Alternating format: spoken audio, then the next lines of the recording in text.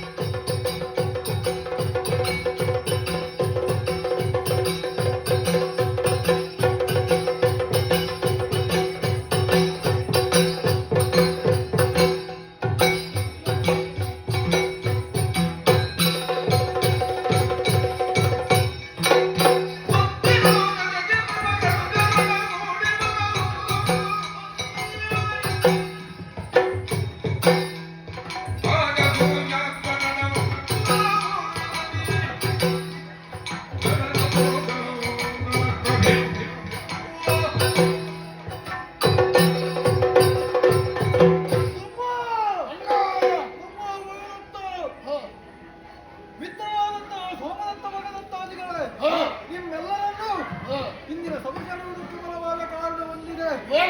ನಮ್ಮಲ್ಲಿಗೆ ಬಂದಂತಹ ಪಾಂಡುಚಕ್ರವರ್ತಿಯ ಮಕ್ಕಳು ಈ ಹಿಂದೆ ಬಂದವರಿಗೆ ಬೇಕಾದನ್ನು ನಾವುತ್ತವರು. ಆದ್ರೆ ಈ ಹೊತ್ತಿಗೆ ನಮ್ಮಲ್ಲಿ ಒಂದು ಓಲೆ ಬಂದಿದೆ. ಓಲೆ ಏನಂದ್ರೆ ಅವರ ತಂದೆಯಾದಂತಹ ಪಾಂಡುಚಕ್ರವರ್ತಿಗೆ ಸ್ವರ್ಗಲೋಕದಲ್ಲಿ ಅನ್ನುವಂತಹ ಸ್ಥಾನ ಸಿಗಬೇಕು ಎಂಬಂತಹ ಕಾರಣಕ್ಕೆ ಬೇಕಾಗಿ ರಾಜಸೂಯವರು ಬಂದಂತಹ ಅವರಿಗೆ ಬೇಕಾದಂತಹ ಆಭರಣಗಳು ಅಲ್ಲ ಕಪ್ಪು ಎಲ್ಲವನ್ನೂ ಕೊಟ್ಟು ಆಗಿದೆ. ಆದ್ರೆ ಯಾಗದ ಕೊನೆಯ ಸಂಪೂರ್ತಿಗೊಳ್ಳುವಂತಹ ಸಭೆಗೆ ನಾವೆಲ್ಲರೂ ಬರಬೇಕು ಎಂಬುದಾಗಿ ಓಲೆ ಬರವಣಿಸಿದ್ದಾರೆ. ಹಾಗಾಗಿ ಯಾವತ್ತು ನಾನು ಒಬ್ಬನೇ ಹೋಗುವ ಕ್ರಮ ಇಲ್ಲ. ತಮ್ಮನಾದ ನಿನ್ನನ್ನು ಮಿತ್ರರಾದ ಇವರನ್ನು ಎಲ್ಲರನ್ನು ಒಗ್ಗೂಡಿಸಿಕೊಂಡು ನಡೆಯುವುದು ಪ್ರತೀತಿ. ಹಾಗಾಗಿ ನಿಮ್ಮಲ್ಲಿ ಕೇಳ್ತಾ ಇದ್ದೇನೆ, ನಿಮ್ಮ ಅಭಿಪ್ರಾಯ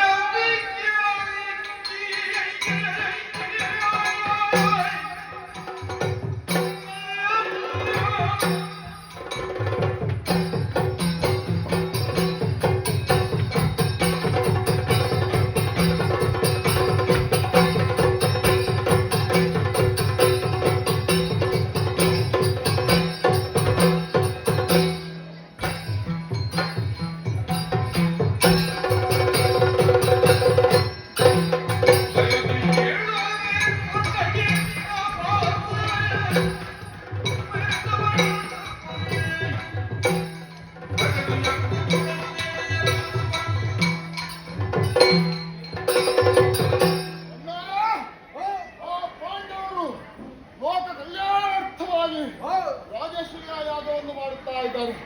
ಅದರ 31ನೇ ದಿವಸಕ್ಕೆ ಕಾಲಿರಿಸಿದ್ದಾರೆ. ಆ ಸುಸಂದರ್ಭದಲ್ಲಿ ವಿಶೇಷವಾದಂತಹ ಕಾರ್ಯಕ್ರಮಗಳು ನಡೆಯಲಿಕ್ಕಿದೆ. ಅದಕ್ಕಾಗಿ ನೀವುಗಳು ಬರಬೇಕು ಎಂದು ಹಾಗೆ ನಮಗೆ ಓಲೆಯನ್ನು ಕೊಟ್ಟಿದ್ದೇವೆ ಅಂತಾದರೆ ಅದರಲ್ಲಿ ನಮಗೆ ಗೌರವ ಸಿಕ್ಕಿದೆ ಅಂತ ಸರಿ. ಸಾಮ್ರಾಜ್ಯಕ್ಕೆ ಗೌರವವನ್ನು ಕೊಟ್ಟಿದ್ದಾರೆ. ಹೌದು. ಆದ ಕಾರಣ ಕೇವಲ ಅಷ್ಟು ಮಾತ್ರವಲ್ಲ, ಅವರು ನಮ್ಮ ಸಂಬಂಧಿಗಳು ಹೌದು. ಸರಿ. ಆದ ಕಾರಣ ಅಲ್ಲಿಗೆ ಹೋಗುವುದೇ ಒಳಿತು ಎಂಬ ನನ್ನ ಭಾವನೆ.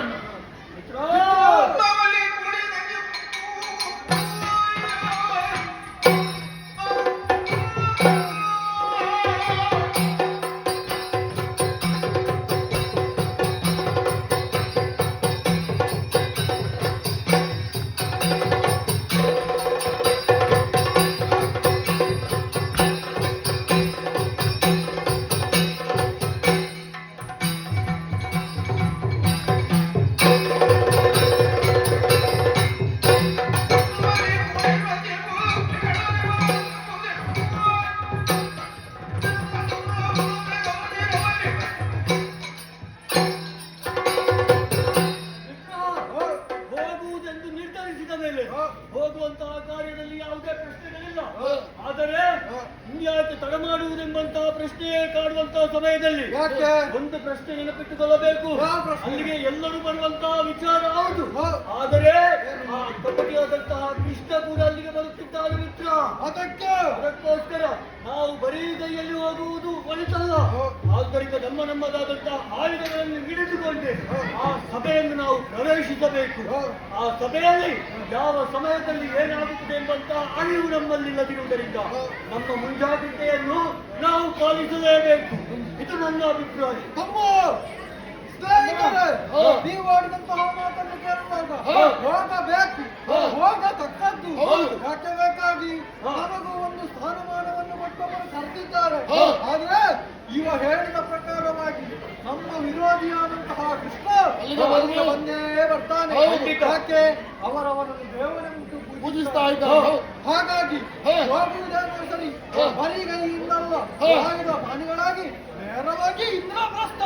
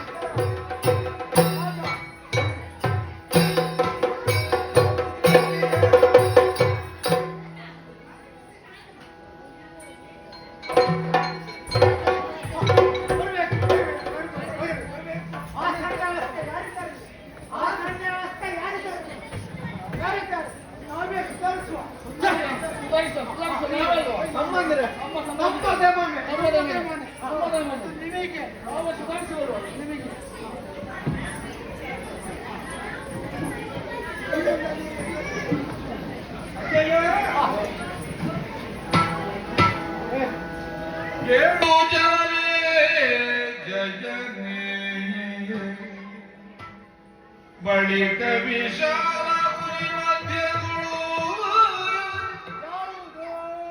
ನಿಮ್ಮ ಕೃಪಾಲ ಭೀಷ್ಮಂಜುದ ಗಂಭೀರನಾದದಲ್ಲಿ ಬಡಲೇ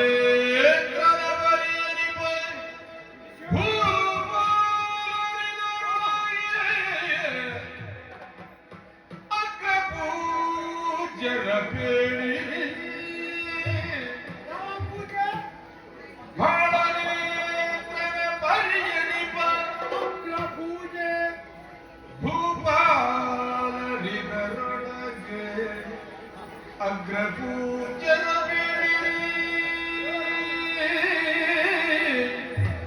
ಏಕಾಂಗೇಯ ನುಡಿದ ವೇದ ಸಮ್ಮತ ಕೇಳು ಜನಮೇ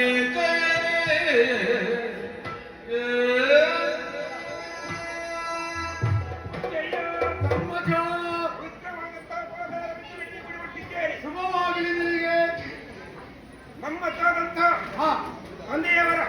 ತಂದೆಯವರಾದಂತಹ ಯಾವ ಪಾಂಡು ಚಕ್ರವರ್ತಿಯವರು ಸ್ವರ್ಗದಲ್ಲಿ ಯೋಗ್ಯವಾದಂತಹ ಸ್ಥಾನಮಾನದಲ್ಲಿಲ್ಲ ಎನ್ನುವಂತಹ ಕಾರಣಕ್ಕಾಗಿ ಚಿಂತನೆ ಮಾಡಿದ ಒಂದು ಕಾಲದಲ್ಲಿ ನಾರದ ಮಹರ್ಷಿಗಳೇ ಬಂದು ಹೇಳುತ್ತಾ ವಾದ ಸೂರ್ಯಾಧ್ವರವನ್ನು ಕೈಗೊಂಡೆ ಅಂತಾದ್ರೆ ಯೋಗ್ಯವಾದಂತಹ ಸ್ಥಾನ ತಂದೆಯವರಿಗೆ ಸ್ವರ್ಗದಲ್ಲಿ ಲಭಿಸುವುದಕ್ಕೆ ಸಾಧ್ಯ ಎಂಬ ಹಾಗೆ ಅವರ ಸಮ್ಮುಖದಲ್ಲಿ ಆ ಕ್ಷಣದಲ್ಲಿಯೇ ನಾವು ಯಾಗ ಸಂಕಲ್ಪವನ್ನು ಮಾಡಿದವ.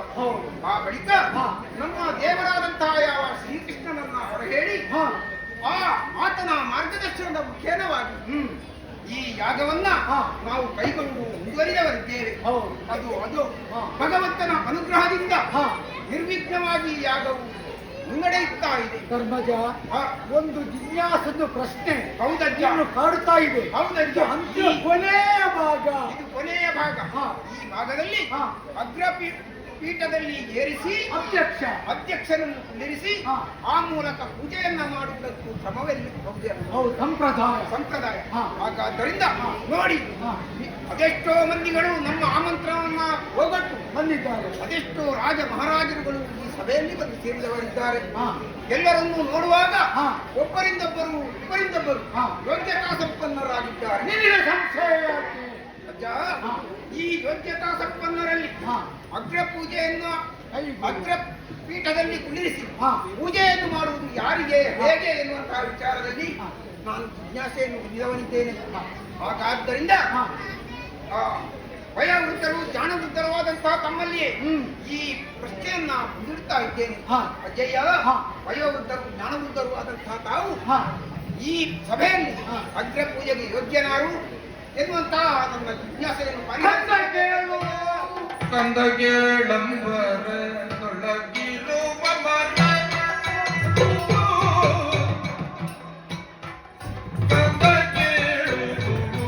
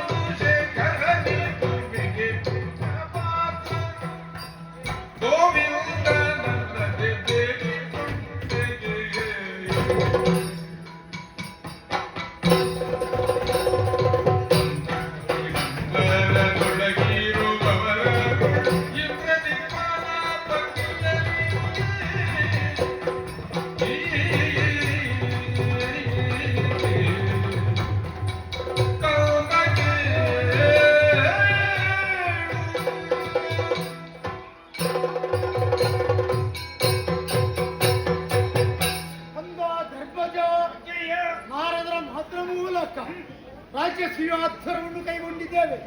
ದೇಶ ವಿದೇಶಕ್ಕೆ ನಾವು ಹೋಗಿ ಸಂಚರಿಸಿ ಕಪ್ಪ ಕೋಳಿ ಸಂಧಿಸಿದ್ದೇವೆ. ಹೇಳವಾಗಿ ಭೀಮಾರ್ಜುನನೇ ತಪ್ಪಿಸಿದವರಿದ್ದಾರೆ. ಜಯ ಪತಾಕೆ ಜಯ ಶ್ರೀ ನಂಪಾದಿದೆ. ಇದು ಕೊನೆಯ ಭಾಗ, ಸಮಾರೋಪ ಸಮಾರಂಭ. ಊಟ ಕೊಟ್ಟಲ್ಲಿ ಅನುಮತಿಸಿದೆ. ನನಗೆ ಬೇಸರ ಇಷ್ಟೇ, ಯಾಗ ಮುಗಿದ ಊಟ ಕೊಟ್ಟವರು ಯಾರು ಅಂತ. ಇಲ್ಲಿ ನಿನ್ನ ಆಡಳಿತ, ನಿನ್ನ ಕಟ್ಟಿ ನನಗೆ ಬೇಸರ ಇಲ್ಲ. ಆದರೆ ಎಡೆಯಲ್ಲಿ ಊಟ ಅವರು ಮಾಡಿ ಅದು ಬೇಸರ ಆಗ್ತದೆ. ಯಾಕಂದ್ರೆ ತುಂಬಿದ ಸಭೆ, ಜನಸಮೂಹ ಏನಿದೆ, ಹತ್ತಿರ ಹೇಳ್ಬೇಕ ಯಾರು ವಿಜ್ಞಾತ ನಿನ್ನ ಮನಸ್ಸನ್ನು ಆವರಿಸಿಕೊಂಡಿದೆ. ಅದೇ ಬೇಸರ ಅಲ್ವಾ? ಯಾರ್ಯಾರು ಯಾಕೆ ನಮ್ಮ ಕುಲ ದೇವರು ಅಚ್ಯುತ ಮಾಧವ ಗೋವಿಂದ ಭಗವಾನ್ ಶ್ರೀಕೃಷ್ಣ ಸುರಧರಲ್ಲಿ ಮೇಲ್ಪಂತ ಗೋಪಾಲಕ್ಕೆ ಇರುವಾಗ ಮತ್ತೆ ಯಾರು ಅರ್ಹವರು ಮಾರಿ ಯಾರು ಯೋಗಿತರು ನೇರವಾಗಿ ಇದರಲ್ವ ಸಹದೇವ ಬನ್ನಿ ಅಧ್ಯಕ್ಷ ನೀನು ಹೋಗಿ ಆ ಗೋಪಾಲಕೃಷ್ಣನ್ನೇ ಕರೆದಂದು ಅಗ್ರಪೀಠದಲ್ಲಿ ಕುಳ್ಳಿರಿಸಿ ಷೋಡಶೋಪಚಾರ ಪೂಜೆಗಳಿಂದ ಅಣಿತರುಳ್ ಸಹದೇವ ನವರತ್ನ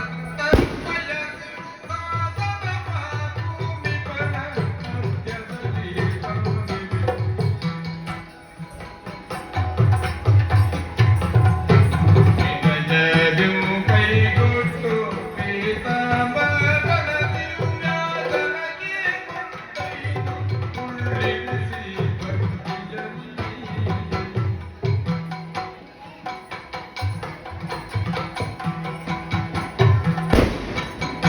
ಭಕ್ತಾದಿಗಳಿಂದ ಪೂಜಿಸಿ ಬೈಲಿಗೆ ವಿಧಿಯಿಂದಲಾಗ ಸತ್ತರಿಸಿ ಮುನಿಗಳು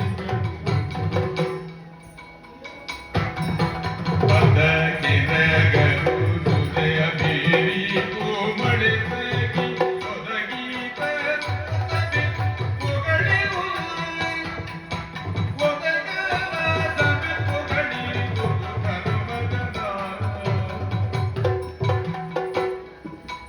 ಅನಿಕ ಅರುಳು ಸಹದೇವ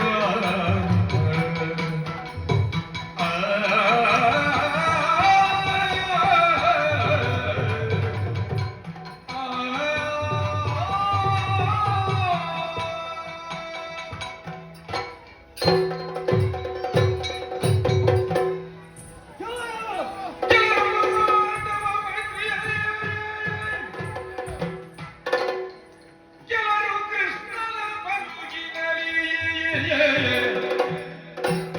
ಕೆಲವರು ಹರಿಪಕ್ಷದಲ್ಲಿ ಕೆಲರ ಉಚಿತದ ಭೀತಿಯಲ್ಲಿ ಕೆಲವರಿಗೆ ಕೆಲವರಿಗೂ ಧರಣಿ ಬರೆಯದೊಳಿತು ನವನಿ ಪರುಣೆ ಕಳಹಿರೋ ಮಣಿ ಮಲಗಿದ ಋಷಿರು ಪಾಲ ನಡಿ ಗಡಿಗೆ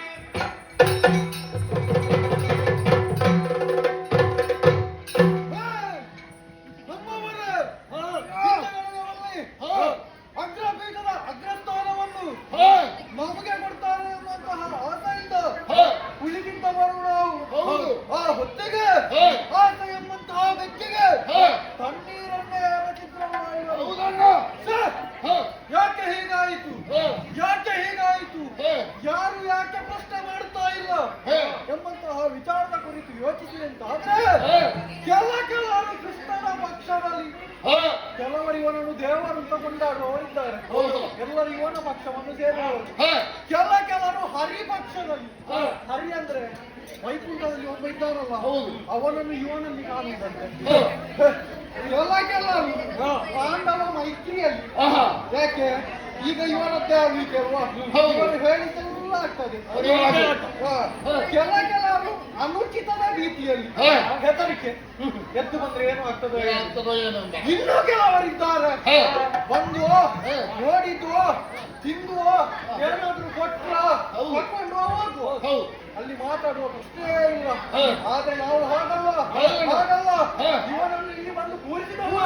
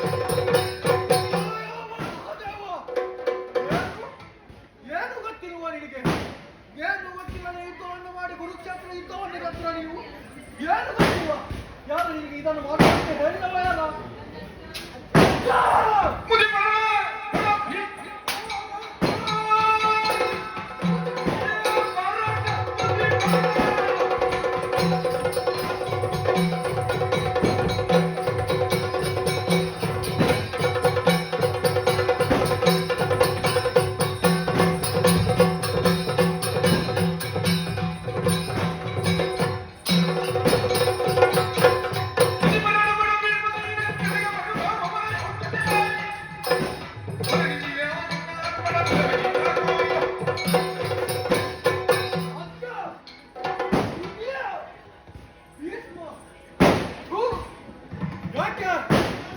ಅಂದಿನ ದಿನ ನಿನ್ನದಂತಹ ತಂದೆಯಲ್ಲಿ ಭಾಷೆ ಅನ್ನಿಟ್ಟಿದ್ದಂತೆ ನಾನು ಭಟ್ಟ ಏರುವುದಿಲ್ವಾ, ನಾನು ಮದುವೆ ಆಗುವುದಿಲ್ಲ, ನೀವು ಭಟ್ಟ ಏರುವುದಿಲ್ಲ ಅಂತ ಹೇಳಿ ಭಟ್ಟನ ಹಿಂದೆ ರಾಜಕೀಯ ಮಾಡಲಿಕ್ಕೆ ಆಗ್ತದಲ್ಲ. ಹೇ ಬುದ್ಧಿಯ ಆ ಕಳ್ಳನಂತಹ ಗೊತ್ತಿದ್ದಲ್ಲ ಇದ್ದರೆಲ್ಲ ನೋಡುತ್ತೆ.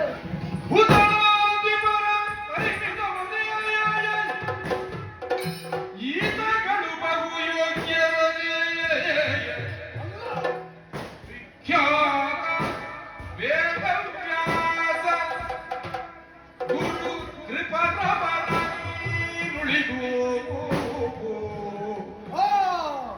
ವಿಖ್ಯಾತ ವೇದವ್ಯಾಸ ಗುರು ಕೃಪರವರ ನೀನುಳಿದು ಈತನೇ ಕ್ರಿಯರಿಸು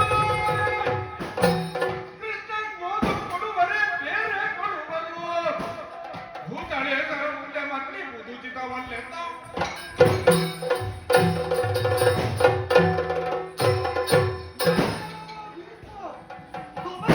ಸರಿಯಾಗಿ ಅವಲೋಕಿಸು.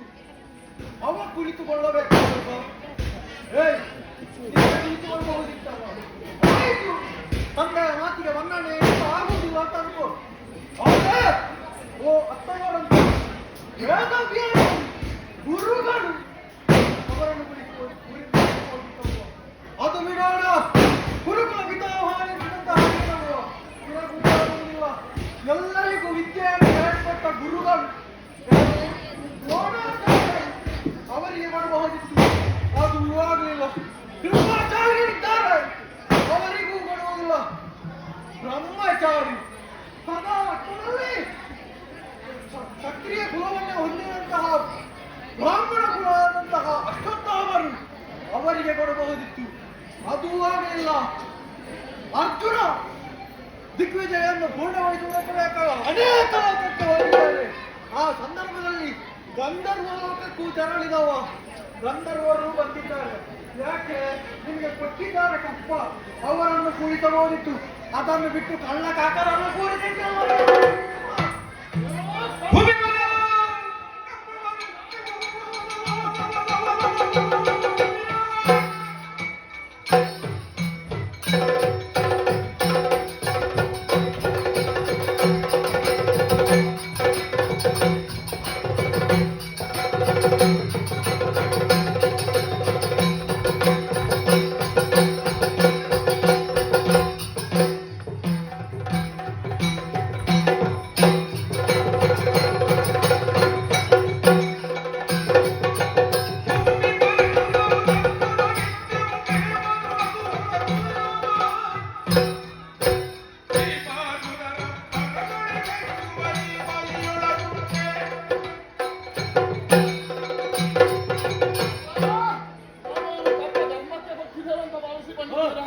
ಎಲ್ಲ ನಮ್ಮವರು ನಮ್ಮ ಪಕ್ಷದವರು ಒಂದು ರೀತಿಯ ಒಳ್ಳೆಯ ಕಾರ್ಯಕ್ಕೆ ಇಳಿದಿದ್ದಾರೆ.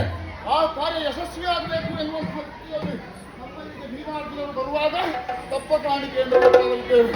ಅದು ಬಿಟ್ಟು ಏನು ಭೀಮಾರ್ಜುನರು ಬಂದಾಗ ಅವರೊಂದಿಗೆ ಯುದ್ಧ ಮಾಡಲಿಕ್ಕೆ ಆಗಲಿಲ್ಲ, ಅವರ ಕೈಯಿಂದ ಸೋತು ಓಡಿದವರು ಅಂತ ಭಾವಿಸಿಕೊಂಡಿಲ್ಲ.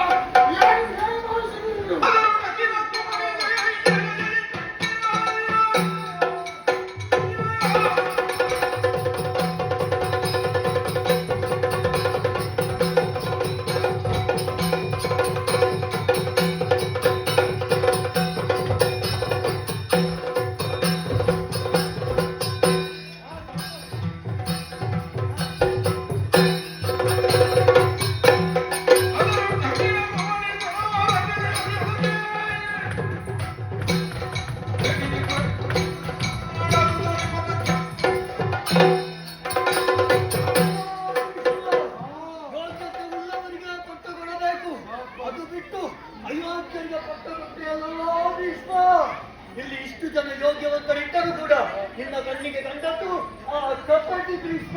ಅಯ್ಯೋ ನಿನ್ನ ದುರ್ಬುದ್ಧಿಯೇ.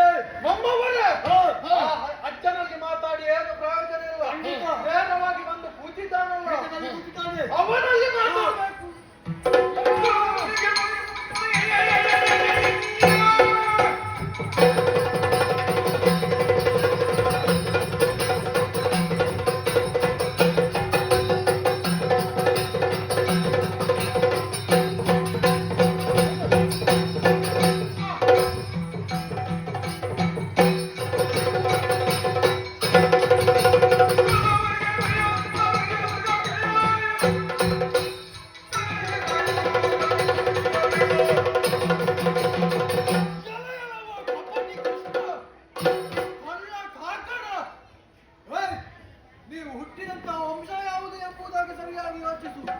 ಯದುಕುಲದಲ್ಲಿ ಹುಟ್ಟಿದವ ನೀನು. ನಿಮಗೆ ಯಾವತ್ತೂ ಕೂಡ ನೇರ ಪಂಕ್ತಿ ಇಲ್ಲ, ನಿಮಗೆ ಅಡ್ಡ ಪಂಕ್ತಿ. ನೀನು ಎಲ್ಲಿರ್ಬೇಕು ಅಲ್ಲಿರ್ಬೇಕಿತ್ತು. ರಾಜರು ಕುಳಿತುಕೊಳ್ಳಬೇಕಾದಂತಹ ರಾಜಸುಯಾಧ್ವರದ ಪೀಠದಲ್ಲಿ ಬಂದು ಕೂತಿದ್ಯಲ್ವ.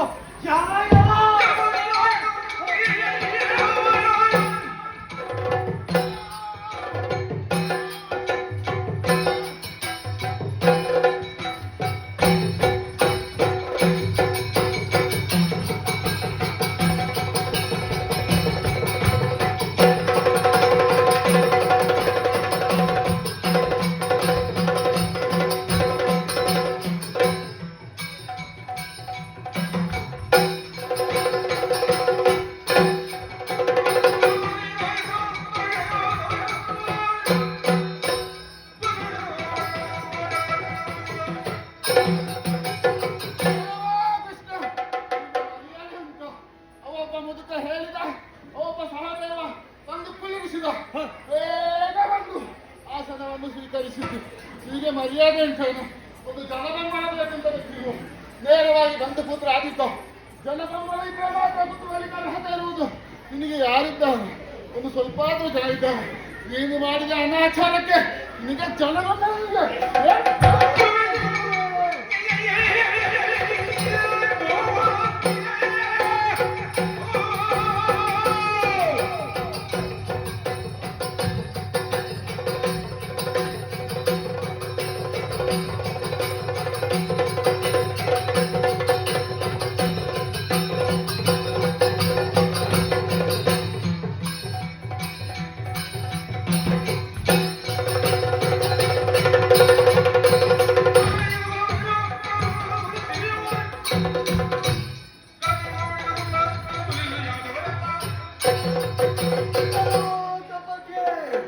ಪೀಠದಲ್ಲಿ ನೇರವಾಗಿ ಬಂದು ಕೂತಿದ್ದಿ, ಲಕ್ಷ್ಮಣವಾಗಿ ಬಂದು ಕೂತಿದ್ದಿ, ಲಕ್ಷಣವಾಗಿ ಬಂದು ಕೂತಿದ್ದಿ. ಆ ಲಕ್ಷಣವಾಗಿ ಬಂದು ಕೂರ್ಲಿಕ್ಕೆ ಇವನಿಗೆ ಯೋಗ್ಯತೆ ಉಂಟಾ? ಇವನಿಗೆ ಯೋಗ್ಯತೆ ಇಲ್ಲ. ಇವನ ಬುದ್ಧಿ ಅಂತದ್ದು, ಇವನ ಬುದ್ಧಿ ಸಾಮಾನ್ಯವಾದಂತಹ ಬುದ್ಧಿ ಅಲ್ಲ.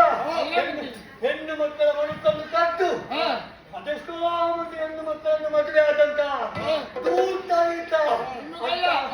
ಅಂತ ದೂರ್ತನಿಗೆ ಇಂಥ ಯೋಗ್ಯವಾದಂತಹ ಪಟ್ಟ ಕೊಟ್ಟ. ಶ್ರೀ ನಾಚಿಕೆ ಆಗಬೇಕು ಈತನಿಗೆ. ಈಗ ಅವನಿಗೆ ಪಟ್ಟ ಸಿಕ್ಕಿ ಆಗಿದೆ. ಇಂತಹ ಯಾಗವನ್ನು ಸುಮ್ಮನೆ ಬಿಡುವುದಲ್ಲ. ಈ ಯಾಗವನ್ನು ಪ್ರಳಯ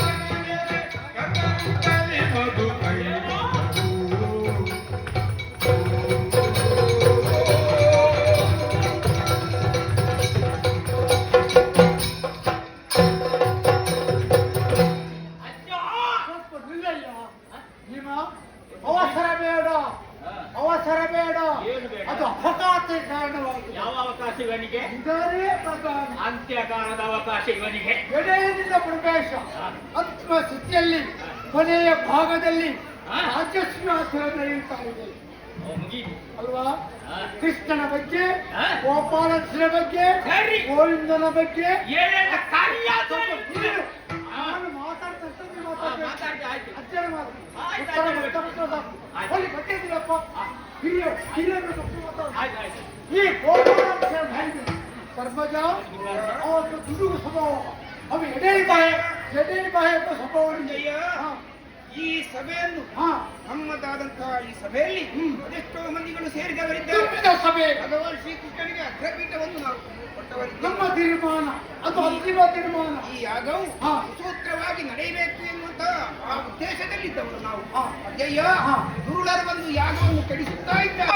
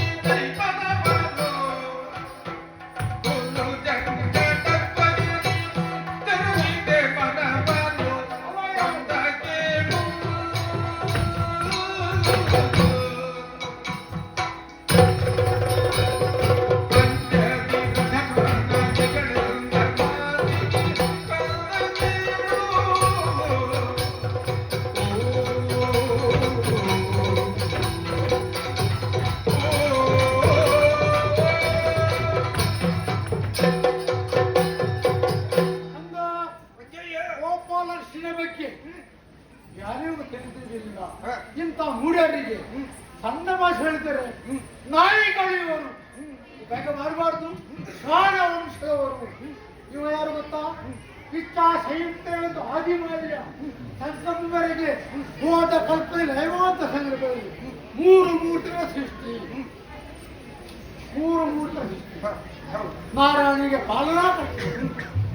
ಆ ಸಂದರ್ಭದಲ್ಲಿ ಆದಲ್ಲಿ ಬಡಿಸದ ಸಂದರ್ಭದಲ್ಲಿ ತನ್ನ ಕಿರುಗಳನ್ನು ನಾಲಿಗೆಯಿಂದ ಕಿತ್ತುದ ಸಂದರ್ಭದಲ್ಲಿ ಈಗಲೂ ದೇಶರು ಹುಟ್ಟಿಕೊಂಡರು. ಅವರೇ ಮಧುಕರಿಕೆಗಳು. ಶಾಸ್ತ್ರ ವೃಕ್ಷಗಳು ಕಾಗದೊಡೆದು ಜಯ ಪತಾಕ ಯಾರಿಗೆ ಇದ್ದ ಸಂದರ್ಭದಲ್ಲಿ ಬಂದಂತ ಭಾಗ್ಯ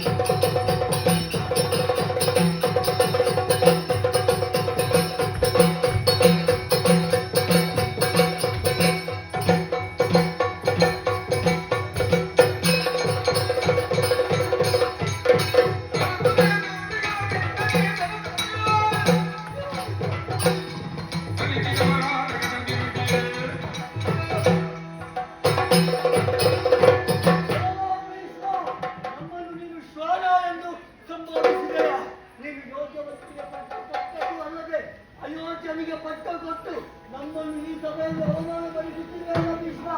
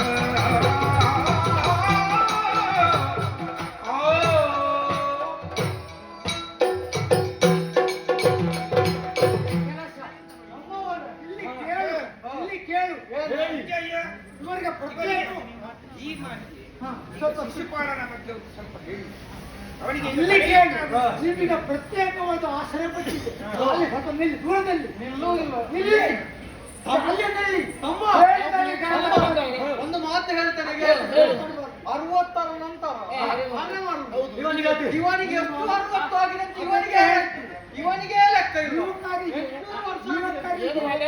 ಎಲ್ಲಿ ಏನು ಮಾಡು ಗೊತ್ತಿಲ್ಲ. ಒಟ್ಟು ಹಾರುವುದು ಒಟ್ಟು ಕುಣಿಯುವುದು ಅದನ್ನು ಜಾವರಿಗೆ ಸೇರ್ತಿ ಕ್ರಮೋಂಟು ಆಸನ ಎದ್ದು ಒಂದು ಜಾಕೆ ಅಲ್ಲಿಲ್ಲಿ ನಡೆಯುತ್ತದೆ. ಇಲ್ಲಿ ಕೇಳು ನಾನು ಹೇಳಿದ್ದು ಮಾತ್ರ ಕೇಳಿ ಸೈನಿಸಬೇಕು.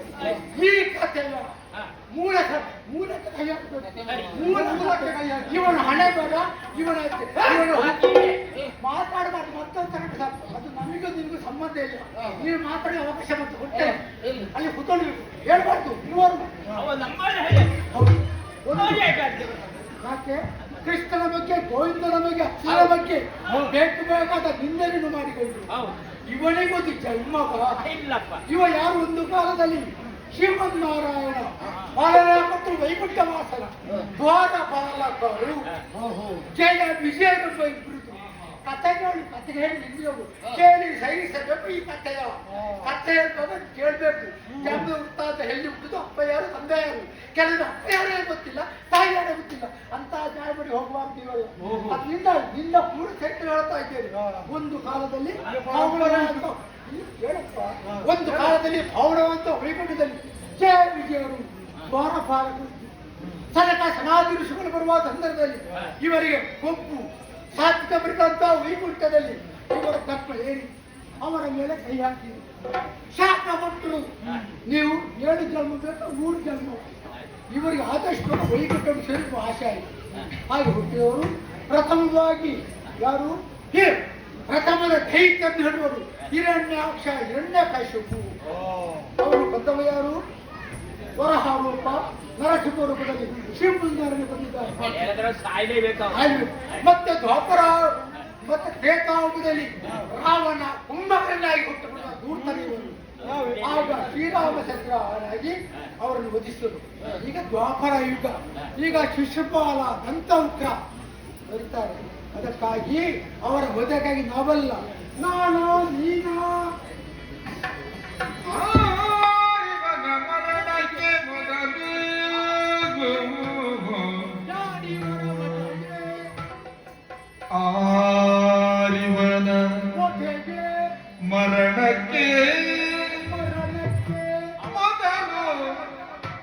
ನೀನು ಮುರಾರಿಯೋ ನೀನು ಮುರಾರಿಯೋ ನೀನು ವಿಚಾರಿಸು.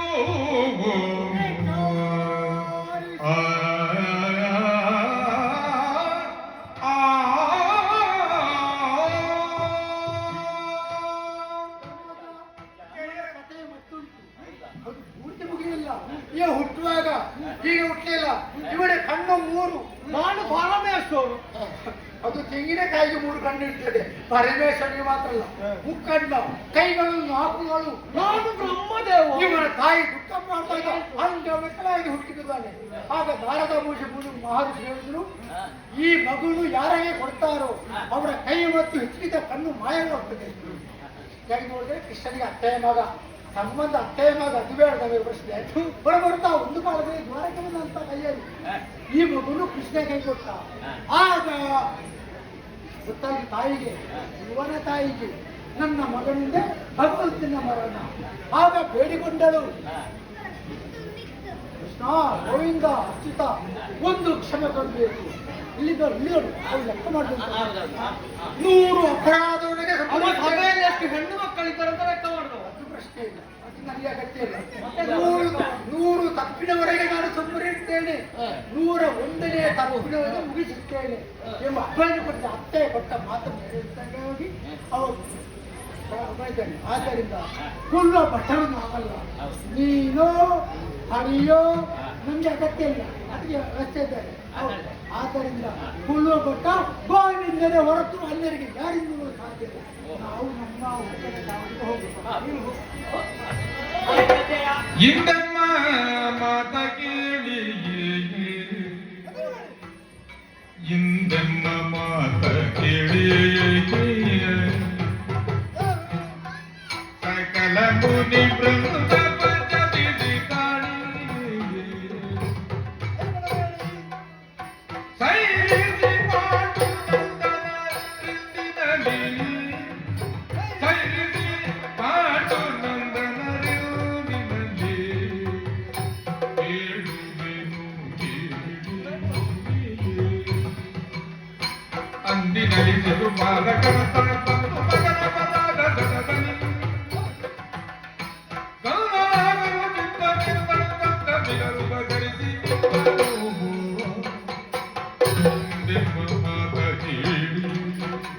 ಸಕಲ ಮುನಿ ವೃಂದ ವಂದದಿರಿ ಕಾಣಿ ಕೇಳಿ ಈ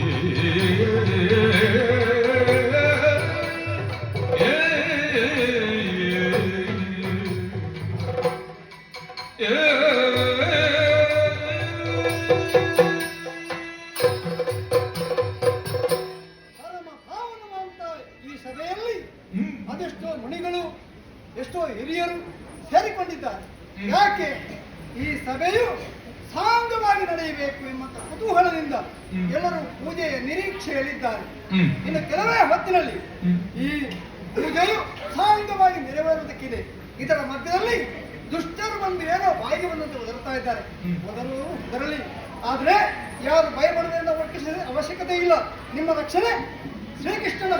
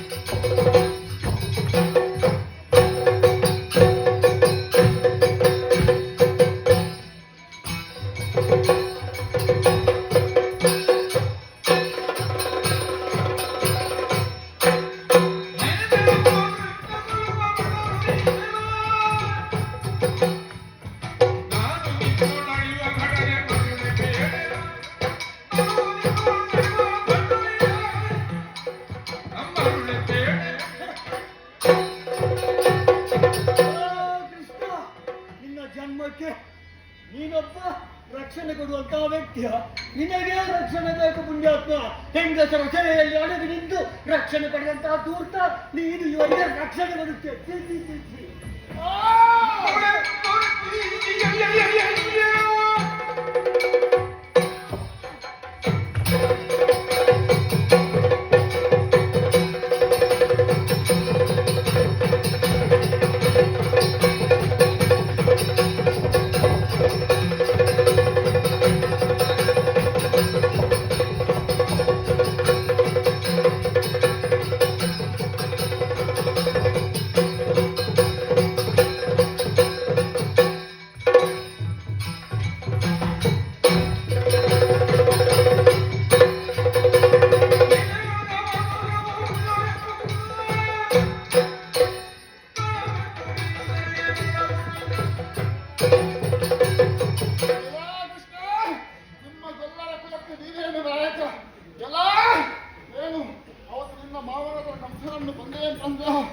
ಅಹಂಕಾರ ನಿನ್ನ ತಲೆಗೆ ಅದನಿದ.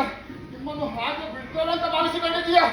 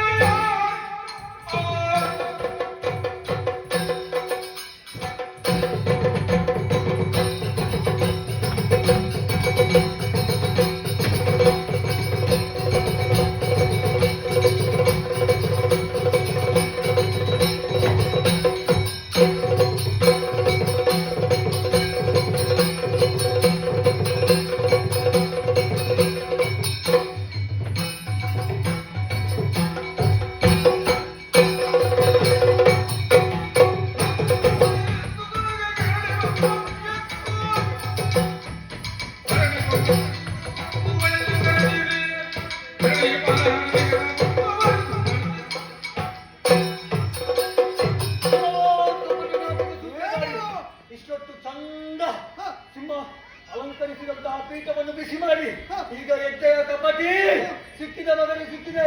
ಇವತ್ತು ನಿನ್ನನ್ನು ಒಂದು ಗತಿ ಕಾಣಿಸಲಿಲ್ಲ. ಎಲ್ಲ ಸುಳ್ಳು.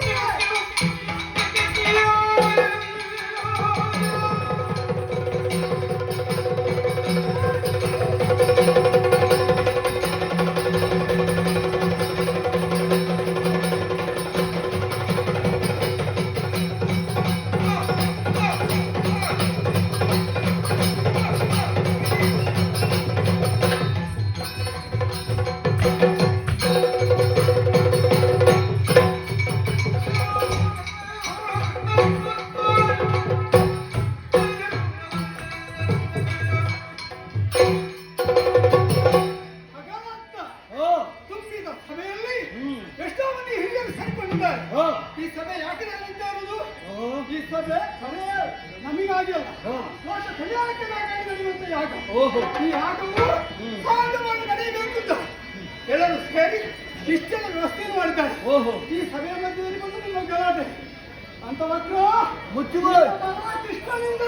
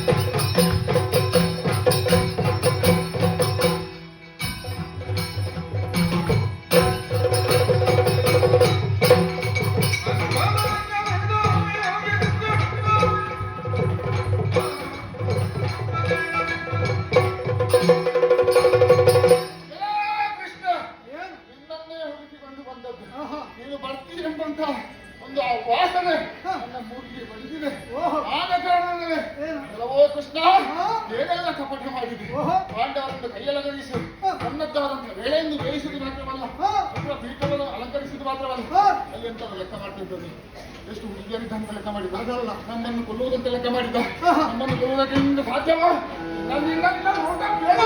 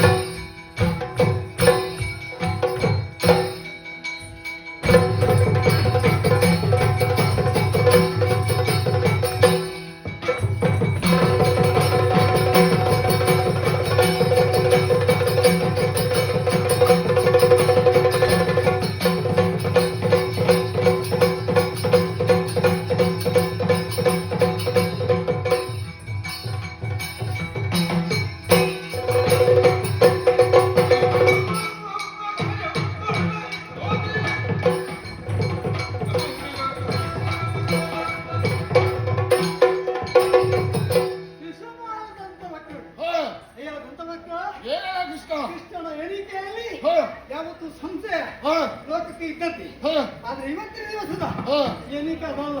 ಯಾವುದು ಅದು ಹಾ ಗುರುಗಳ ಸಭೆಯಲ್ಲಿ ಹಾ ನೆನಪಿಸಿದ್ದಾರೆ ಅಧ್ಯಯ. ಹಾ ಯಾರ ಬಗ್ಗೆ ಹಾ ಬೇರೆ ಯಾರ ಬಗ್ಗೆ ಹೇಳಲ್ಲ, ಹಾ ದೇವರ ಬಗ್ಗೆ. ಹಾ ಶಿಶುಪಾಲನಂತ ಮಕ್ಕಳು ಹೌದು ಒಂದನೇ ಅವತಾರವಾಗಿ ಹಾ ಭೂಲೋಕದಲ್ಲಿ ಹಿರಣ್ಯಾಕ್ಷನಾಗಿ ಇಟ್ಟುಕೊಂಡ್ರಿ. ಓಹೋ ಎರಡನೇ ಅವತಾರವಾಗಿ ರಾಮನ ಕುಂಭಕರ್ಣಾಗಿ ಇಟ್ಟುಕೊಂಡ್ರಿ. ಹಾ ಮೂರನೇ ಅವತಾರವಾಗಿ ಹಾ ಶಿಶುಪಾಲನಂತ ಮಕ್ಕಳಾಗಿ ಹೌಗಳೇ ನನ್ನ ಮುಂದೆ ಕಾಣಿಸಿಕೊಂಡಿದ್ದೀರಿ. ಹೌದು ಇದು ಏನು ನಿಮ್ಮ ಮನ ಎಂದು ಗೊತ್ತುಂಟಾ? ಯಾರು ಆ ವೈಕುಂಠವಾಸಿ ನಾರಾಯಣ ಅವತಾರ ಕೃಷ್ಣನಾಗಿ ಬಂದಿದ್ದಾನೆ.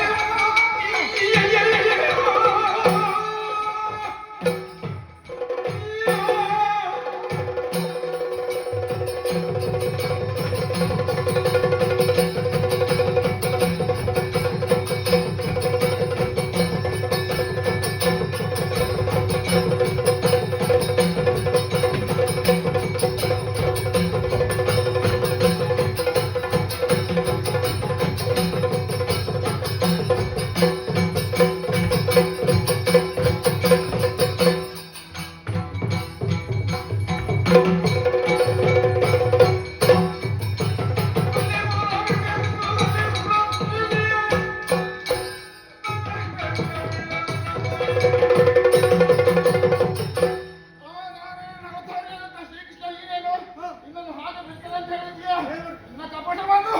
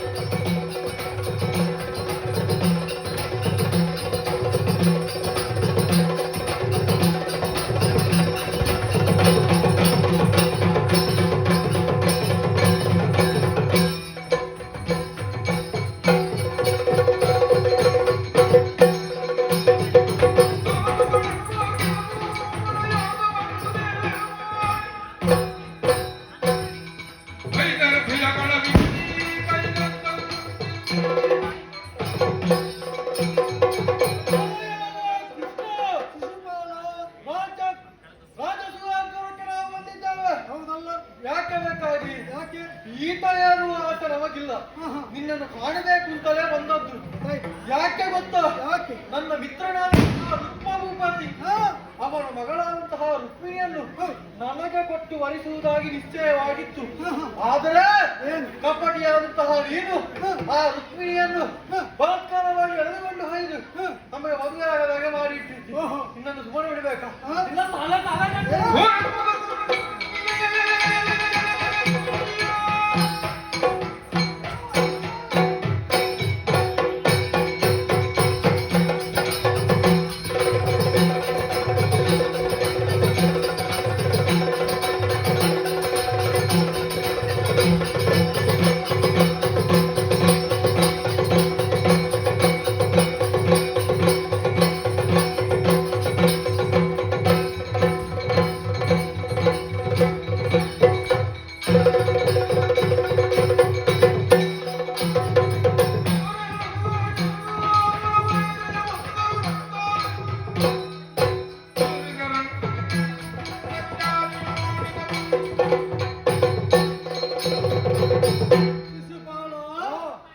ನನ್ನ ಹುಟ್ಟಿನ ಕಥೆಯನ್ನೆಲ್ಲ ಅಜ್ಜೆಯಲ್ಲಿ ಎಲ್ಲರಿಗೆ ತಿಳಿಯುವಂತೆ ವಿಸ್ತಾರವಾಗಿ ತಿಳಿಸಿದ್ದಾರೆ. ಮತ್ತೆ ನಾನು ಅದನ್ನು ಬಿಡಿಸಿ ಹೇಳಬೇಕು ಅಂತ ಇಲ್ಲ. ಹಾಗೆಂತ ಒಂದು ವಿಚಾರವನ್ನು ನೀವು ನೆನಪಿಸಿಕೊಳ್ಳಬೇಕಿತ್ತು. ಏನು? ಈ ಪ್ರಪಂಚದಲ್ಲಿ ಹುಟ್ಟಿದಂತ ಪ್ರತಿಯೊಬ್ಬ ವ್ಯಕ್ತಿಯು ಬಯಸುವುದೇನು? ಲೋಕದಲ್ಲಿ ಎಲ್ಲರಂತೆ ಬದುಕಿ ಬಾಳಬೇಕು, ಇದು ಎಲ್ಲರ ಆಸೆ. ಹಾಗೆಂತ ನೀವು ಹುಟ್ಟುವಾಗ 3 ಕಣ್ಣುಗಳು 4 ಕೈಗಳಿತ್ತು.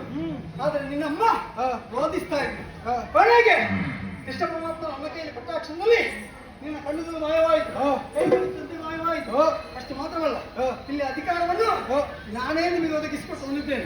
ಪಟ್ಟಾಭಿಷೇಕವನ್ನು ನಾನೇ ಮಾಡಿ ಬಂದಿದ್ದೇನೆ. ನಾವು ಆದ್ರೆ ಅಷ್ಟಾದ್ರೂ ಮಾಡ್ಬೇಕಲ್ವ? ಹಾಗೆಲ್ಲ ಸ್ಥಿತಿ ಬಗ್ಗೆ ಇಲ್ಲ. ಮತ್ತೆ ಈಗಾಗಲೇ ಹೇಳಿದ್ಯಲ್ಲ, ರುಕ್ಮಿಣಿ ಸ್ವಯಂವರ ಇದೋ ಈ ಪ್ರಪಂಚದಲ್ಲಿ ಹುಟ್ಟುವಾಗ ಪ್ರತಿಯೊಬ್ಬನ ಹಣೆಯಲ್ಲಿ ಬರೆದಿರ್ತಾನೆ ದೇವ. ಈ ಪ್ರಪಂಚದಲ್ಲಿ ಇಂಥವನ್ನೇ ಕೈ ಹಿಡಿಬೇಕು, ಹೀಗೆ ಬದುಕಿ ಬಾಳಬೇಕು ಅಂತ. ರುಕ್ಮಿಣಿ ನನ್ನ ಜೊತೆಯಲ್ಲಿ ಬದುಕಿ ಬಾಳಬೇಕು ಅಂತಿದ್ರೆ ಅದನ್ನು ಯಾರನ್ನು ಮೀರುವುದಕ್ಕೆ ಸಾಧ್ಯ ಇಲ್ಲ. ಅದು ನನ್ನನ್ನು ಬಲರಾಮ ನಿನಗೆ ಮದುವೆ ಮಾಡಿಕೊಡ್ಬೇಕಂತ ತೀರ್ಮಾನ ಮಾಡಿದ್ದ. ಅಣ್ಣನ ಮಾತಿಗೂ ಬೇರೆ ಸಿಗಲಿಲ್ಲ. ರುಕ್ಮಿಣಿ ನನ್ನ ಕೈಯನ್ನು ಸೇರಿದ್ರು. ಇದೋ ಇನ್ನೂ ಸಾರಿ ಹೇಳ್ತೇನೆ, ಏನು ಬದುಕಿ ಬಾಳಬೇಕು ಅನ್ನೋದು ಆಸೆ ಕಾಳಿಗೆ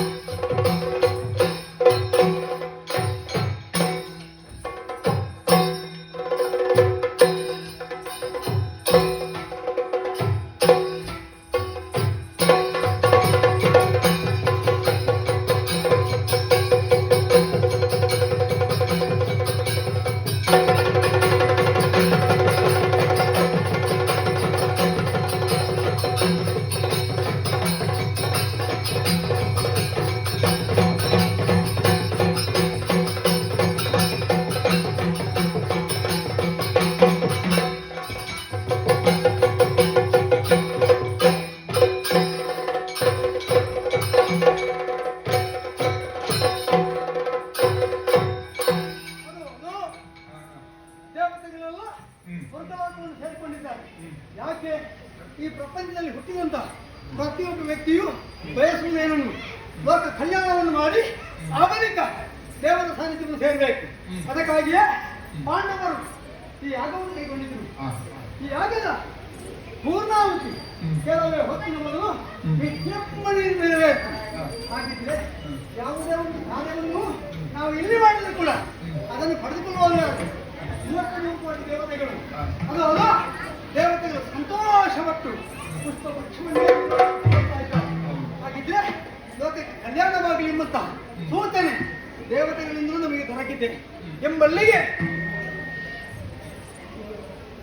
ಮುಗಿಯರು ಶಾಲಾ ಈ ವಾರ್ಷಿಕೋತ್ಸವದ ಈ ಶುಭ ಸಂದರ್ಭದಲ್ಲಿ ನಡೆದಂತಹ 2 ಯಕ್ಷಗಾನ ಕಾರ್ಯಕ್ರಮಗಳು, ಅದರಲ್ಲಿ ಕೊನೆಯದಾಗಿ ಅಗ್ರ ಪೂಜೆ ಎಂಬಂತಹ ಈ ಪುಣ್ಯ ಪ್ರಧಾನವಾದ ಕಥೆಯನ್ನು ಅತಿಥಿ ಕಲಾವಿದರು ಹಾಗೂ ಊರಿನ ಕಲಾವಿದರ ಜೊತೆ ಸೇರಿಕೊಂಡು ನಾವು ನೆರವೇರಿಸಿಕೊಂಡಿದ್ದೇವೆ.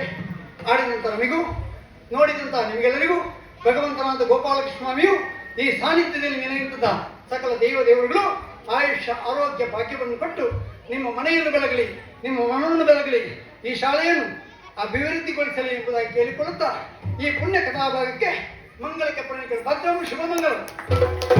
ಕೃಷ್ಣಯ್ಯ ವಾಸುದೇವಾಯ ದೇವಕೀ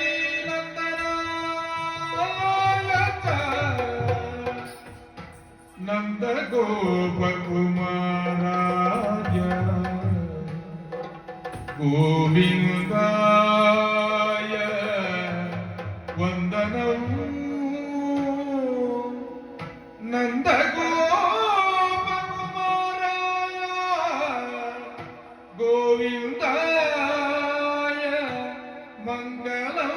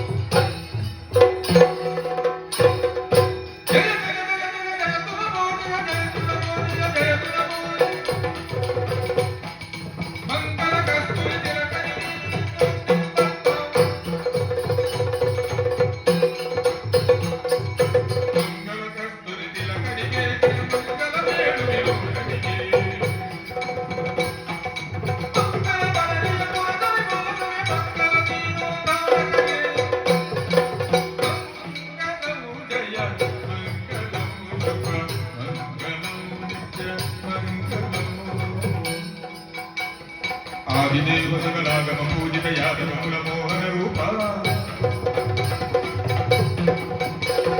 ವೇದೋ ತಾರಕ ತಿರುಪತಿ ವೆಂಕಟ ವೇಣುನಾಥ ಪ್ರಿಯ ನಮೋ